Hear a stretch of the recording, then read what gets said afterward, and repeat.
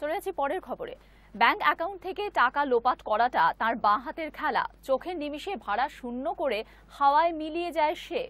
ধুম 3-র আমির খানের কথা বলছি না, তার নাম ট্রোজান ভাইরাস।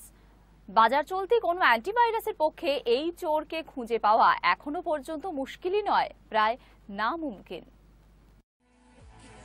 ট্রোজান ভাইরাসের পুরো নাম নেভার কোয়েস্ট ট্রোজান।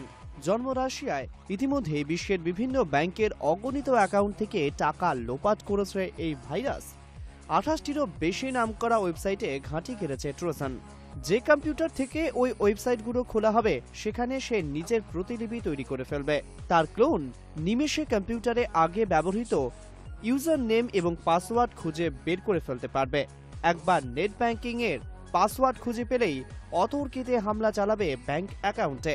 পলক ফেলতেই ব্যাংক থেকে সব টাকা চোখের নিমেষে উধাও হয়ে যাবে ট্রোজানের নির্মাতা হ্যাকারদের কাছে। ট্রোজানকে হত্যা তো দূরেই থাক, কোনো অ্যান্টিভাইরাসও এখনো পর্যন্ত চিহ্নিত করতে পারেনি তাকে। একটি অ্যান্টিভাইরাস সংস্থার কর্মী সের্গেই গলভনভের কথায় জানা গেছে, চুরির পরে কম্পিউটারে ভাইরাসের ওই অস্তিত্বই প্রমাণ করা যাচ্ছে না। অথচ ভাইরাসের প্রতিলিপি যে কম্পিউটারে রয়েছে তা নিয়ে কোনো দ্বিধা নেই। ট্রোজানের জন্য দরকার একটি বিশেষ অ্যান্টিভাইরাসের।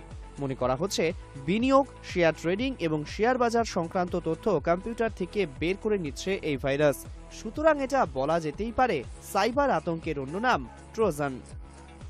High news network.